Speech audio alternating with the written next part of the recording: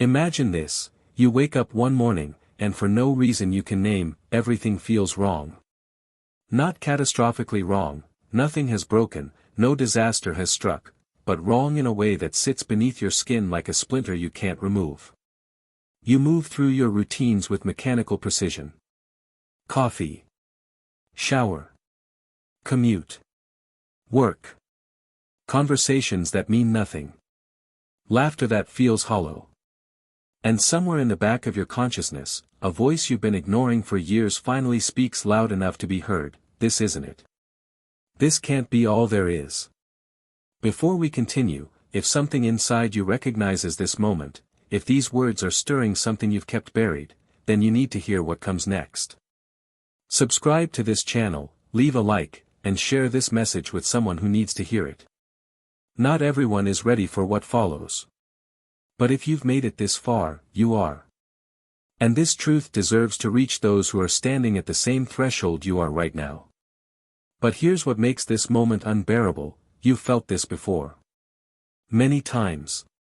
You've stood at this exact crossroads, felt this same restless urgency, and then, nothing. You returned to sleep. You negotiated with your dissatisfaction. You told yourself stories: later. When things settle down. When I have more time, more money, more clarity. And the moment passed. The door closed. The feeling faded back into the background noise of your existence. Now ask yourself something that might terrify you: what if those moments weren't random? What if they were invitations, specific, timed, perfectly calibrated to arrive when you were capable of receiving them? And what if ignoring them wasn't just procrastination, but a form of self-betrayal so profound it's been slowly draining the color from your reality? Think about the nature of awakening. Not the gentle, gradual kind described in self-help books, but the violent, sudden kind that rips through your carefully constructed illusions. The kind that arrives when you're least prepared but most ready. There's a paradox buried here, one that most people never pause long enough to notice. The moments that could change everything appear precisely when you're strong enough to survive the transformation, yet still fragile enough that ignoring them might break something irreparable inside you. Consider this unsettling possibility: right now, in this exact moment as you read these words, you are standing at one of those junctures. Not because of some mystical coincidence, but because something in your psychological architecture has reached critical mass. The pressure has built. The contradictions have accumulated. The distance between who you are and who you were meant to become has stretched so far that your entire sense of self is beginning to buckle under the strain. But here's what makes this moment different from all the others: this time, there's no going back. Not because the universe has decided it, but because you have changed in ways you haven't fully recognized yet.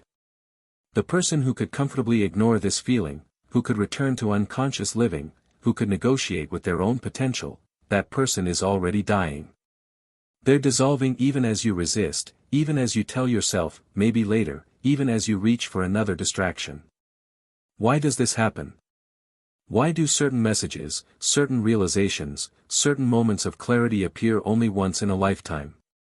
Think about a seed that waits underground for years, dormant, until the exact combination of moisture, temperature, and light signals that it's time to break open.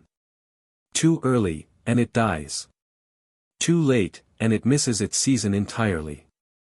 Human consciousness operates under similar laws.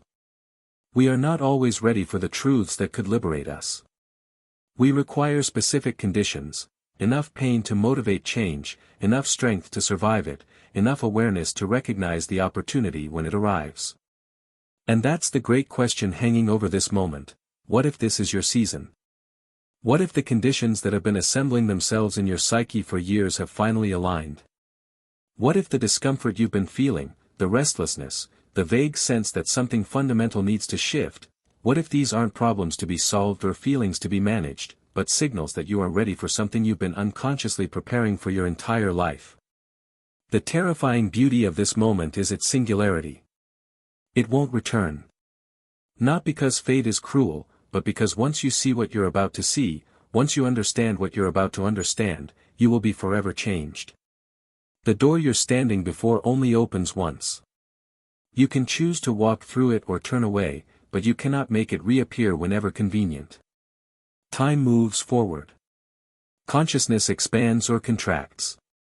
And the version of you that could have been, the one waiting on the other side of this threshold, either comes into existence now, or remains forever in the realm of lost possibilities. So before we go further, before the deeper truths begin to reveal themselves, ask yourself, are you ready to stop negotiating with your own becoming? Are you prepared to abandon the comfortable lies that have kept you safe but small? Can you bear the weight of finally knowing what you've been avoiding all along? Because once you cross this threshold, there is no returning to unconsciousness. And that's precisely why this message needed to find you today, and why it will never need to find you again.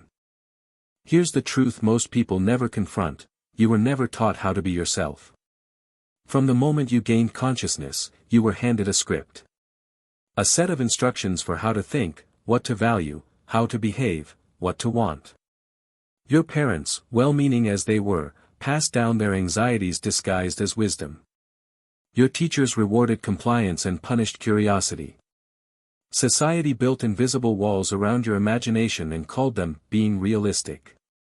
And slowly, imperceptibly, you learned the most dangerous lesson of all, that survival requires the abandonment of self. Carl Jung spent his life studying this phenomenon, the way human beings fragment themselves to fit into social structures. He called it the development of the persona, the mask we wear to navigate the world. But here's what Jung discovered that most people never hear: the persona, necessary as it is for social functioning, becomes a prison when we forget it's a mask. We begin to believe the performance is who we are. We mistake the role for the reality. And in that confusion, something vital dies: the authentic self, what Jung called the self with a capital S, gets buried alive beneath layers of expectation and fear. Think about what this means for your daily existence. Every morning you wake up and put on that mask.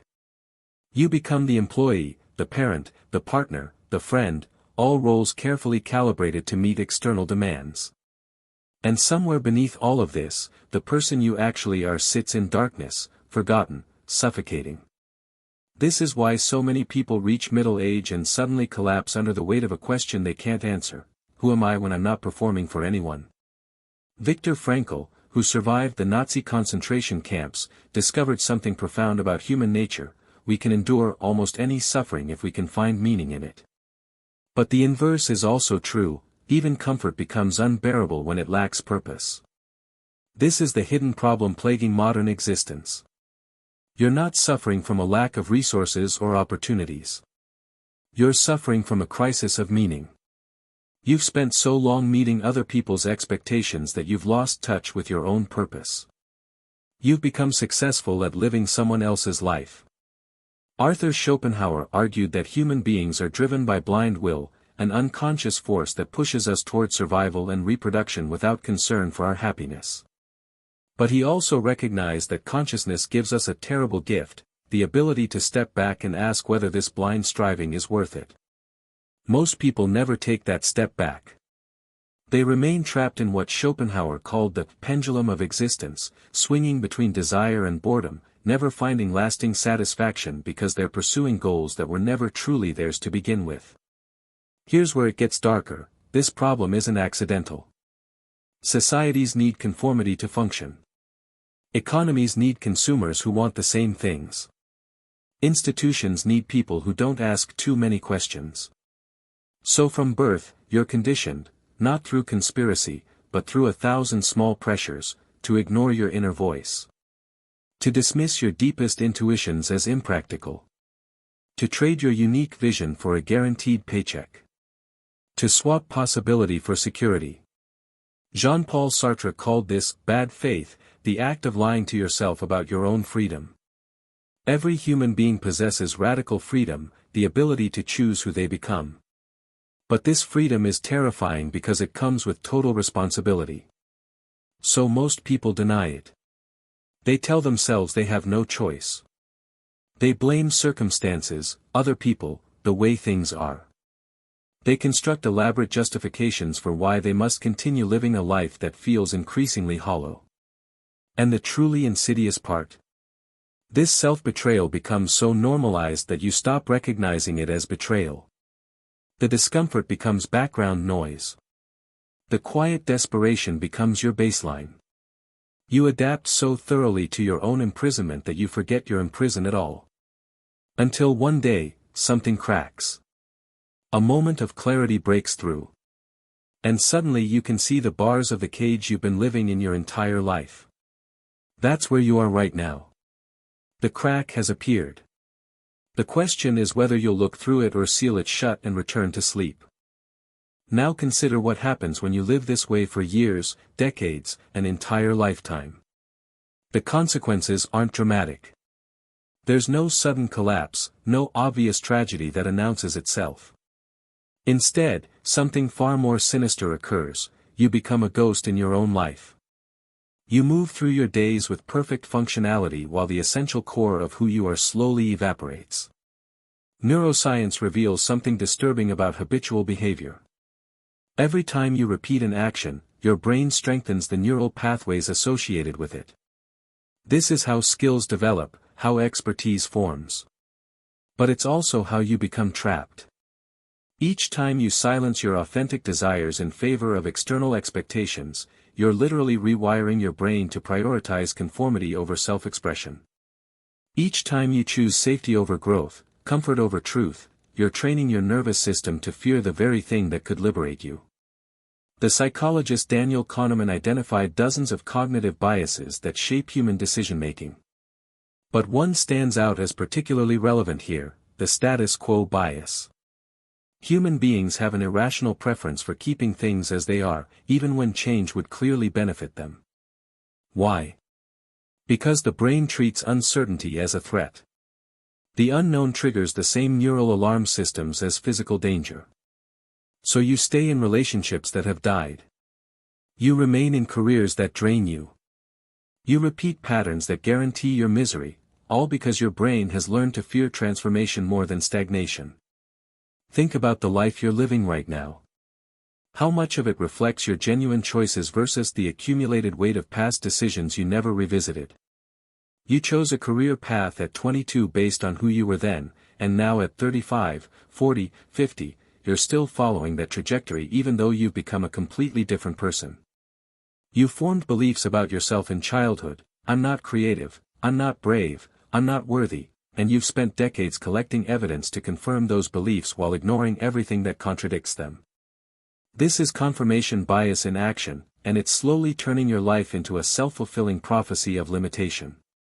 But here's the consequence that cuts deepest: eventually, the person you were meant to become starts to haunt you. You catch glimpses of them in moments of stillness. You feel their presence when you're alone with your thoughts. They appear in your dreams, showing you the paths you didn't take, the words you didn't speak, the courage you didn't summon. And with each passing year, the distance between who you are and who you could have been grows wider, until one day you realize you're living with a grief you can't name, mourning a version of yourself that never got the chance to exist. Cultural conditioning intensifies this tragedy. You're surrounded by messages telling you that this numbness is normal, that quiet desperation is just adulthood, that dreams are for children and realism is for grown-ups. Society celebrates people who have it all together, who never question, who follow the script flawlessly. But having it all together often means you've successfully suppressed every instinct that could lead to genuine aliveness. It means you've mastered the art of self-abandonment and dressed it up as maturity. The existential philosophers understood this deeply. Soren Kierkegaard wrote about the sickness unto death, a despair so profound it stems from refusing to be yourself. Not physical death, but spiritual death. The slow erasure of your essential being while your body continues to function. You're alive in the biological sense but dead in every way that matters. And the most terrifying part? You might not even notice it happening until you've lost decades to this invisible decay. This is the trap you're in right now.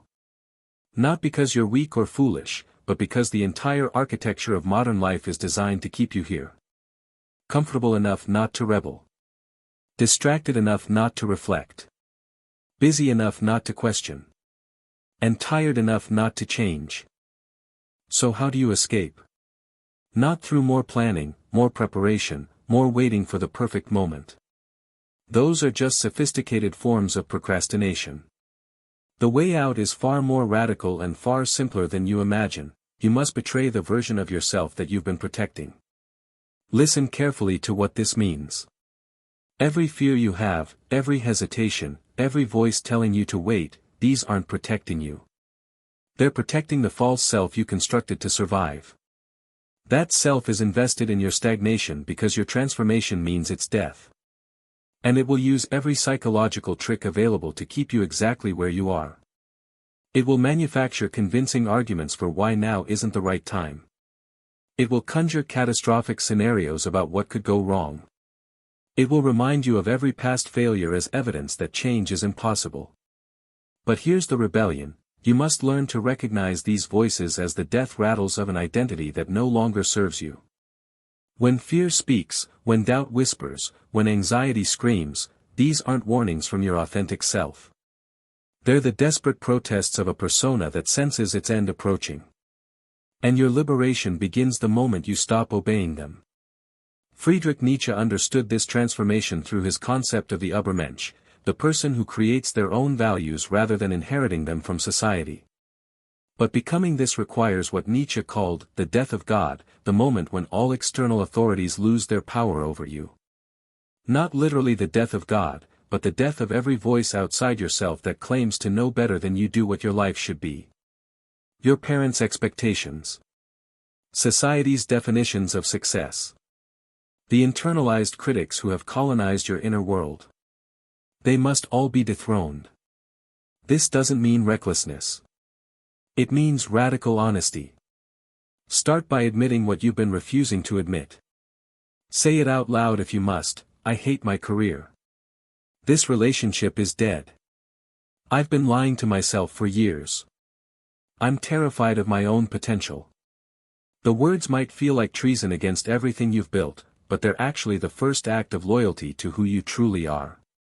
Then comes the counterintuitive part: start small, but start irreversibly.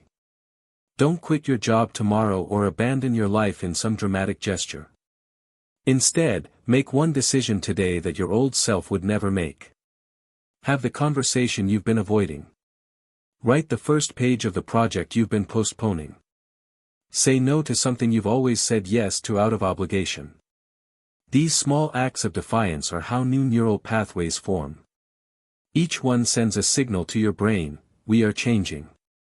The old rules no longer apply. Look at the people throughout history who transformed their lives. Marcus Aurelius, a Roman emperor who could have drowned in luxury and power, instead chose philosophy and self-examination. Viktor Frankl, who found meaning in a concentration camp by deciding that even in hell, he could choose his response to suffering. Maya Angelou, who spent years mute after childhood trauma, then found her voice and became one of the most powerful writers of her generation. None of them waited for perfect conditions. They acted from within their limitations and discovered that action itself creates new possibilities. The philosopher Alan Watts offered perhaps the most useful perspective on fear: the meaning of life is just to be alive. It is so plain and so obvious and so simple. And yet, everybody rushes around in a great panic as if it were necessary to achieve something beyond themselves. Your transformation doesn't require becoming someone else. It requires removing the layers of false identity until what remains is simply, unavoidably, authentically you. So the question isn't, how do I change? The question is, what am I willing to let die? Because something must die for you to be reborn. And that something is the comfortable lie you've been living. Now we arrive at the truth that changes everything. The one you've been circling around your entire life without quite seeing it. The revelation that makes all your past suffering suddenly, strangely clear. Here it is, the life you've been waiting for, the person you've been trying to become, the freedom you've been seeking. None of it exists in the future. It's not waiting for the right circumstances, the right relationship, the right amount of money or time or courage. It's here. Right now. In this moment. It has always been here. The only thing standing between you and it is your insistence on waiting for permission that will never come. Think about what this actually means. You've been living as if transformation is something that happens to you, as if one day, external conditions will align and you'll finally be ready. But readiness is not a state you arrive at. Readiness is a decision you make. And the moment you make that decision, everything that seemed impossible yesterday becomes the only logical next step today. Carl Jung discovered this truth through decades of psychological research. I am not what happened to me. I am what I choose to become. Every moment of your life, you are choosing. Even when you think you're trapped, even when you believe you have no options, you are actively choosing to remain where you are. The job you hate. You're choosing it every morning you return. The relationship that drains you. You're choosing it every day you stay. The dreams you've abandoned.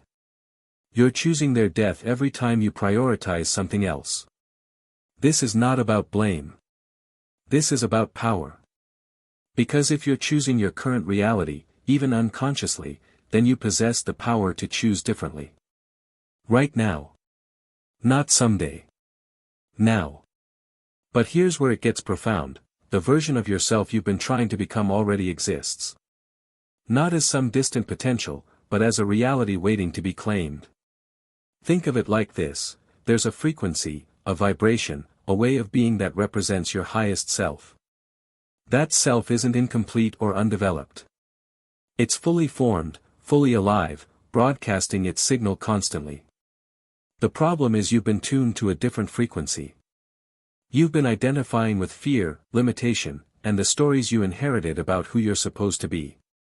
Tuning into your true frequency doesn't require building something new. It requires stripping away everything that isn't you. It requires what Michelangelo described when asked how he created his statue of David: I simply removed everything that wasn't David. Your authentic self is already there, buried beneath years of conditioning, expectation, and self-betrayal. Your job isn't to create it. Your job is to excavate it. And here's the most important part, the part that explains why this message needed to find you today and why it will never need to find you again. Once you see this truth, once you truly understand that you've been choosing your own imprisonment, you cannot unsee it. Your awareness has crossed a threshold. The comfortable lies you told yourself lose their power. The excuses that once felt convincing sound hollow. The future you've been postponing suddenly feels unbearably urgent. This is what Jung meant when he talked about the unconscious becoming conscious. It's not a gentle, gradual process. It's an eruption. A rupture in your psychological architecture that can never be repaired. And once it happens, trying to return to unconsciousness is like trying to convince yourself you never learned to read. The symbols are everywhere now. You can't stop seeing them. Viktor Frankl, who survived unspeakable horror, arrived at a similar conclusion: between stimulus and response, there is a space. In that space lies your freedom and your power to choose your response. Most people never notice this space. They react automatically, governed by habit and conditioning. But you, right now, reading these words, you're becoming aware of that space. You're seeing it for the first time. And that changes everything. Because now every moment becomes a choice point. Every interaction, every thought, every emotional reaction, you can feel the space opening up. You can sense the moment between what happens and how you respond. And in that moment, you have the power to choose differently than you've ever chosen before. The philosopher Jiddu Krishnamurti said, "The highest form of human intelligence is to observe yourself without judgment." This is what you're doing right now. You're observing the patterns, the traps, the ways you've been complicit in your own limitation. And this observation, this awareness itself, is the transformation. You don't need to do anything dramatic. The seeing is the changing. Think about the seed we mentioned at the beginning, waiting underground for its perfect moment. Here's what we didn't say: once that seed breaks open, once the transformation begins, it cannot stop. It cannot retreat back into dormancy. The shell cracks, and everything that comes after is inevitable. Growth becomes the only option. That's where you are right now. The shell has cracked. Your old identity is breaking apart. And you can feel it, the discomfort, the uncertainty, the exhilaration mixed with terror. This is not a problem. This is proof that you're alive in the deepest sense of the word. So what happens next? You stop waiting. You stop preparing. You stop negotiating with your own becoming. You take the smallest step in the direction of your truth, and then another, and another. Not because you're confident about where it leads, but because staying still has become more painful than moving forward. This video found you because you were ready. Not ready in the sense that you have all the answers, but ready in the sense that you can no longer tolerate living a lie. The person you were when you started reading this, they're already dissolving. And the person you're becoming is emerging with every word, every realization, every moment of recognition. You will never need to hear this message again because it has already done its work. The seed has cracked. The transformation is underway. And there is no going back to who you were before this moment. Your life begins now. Not someday. Now.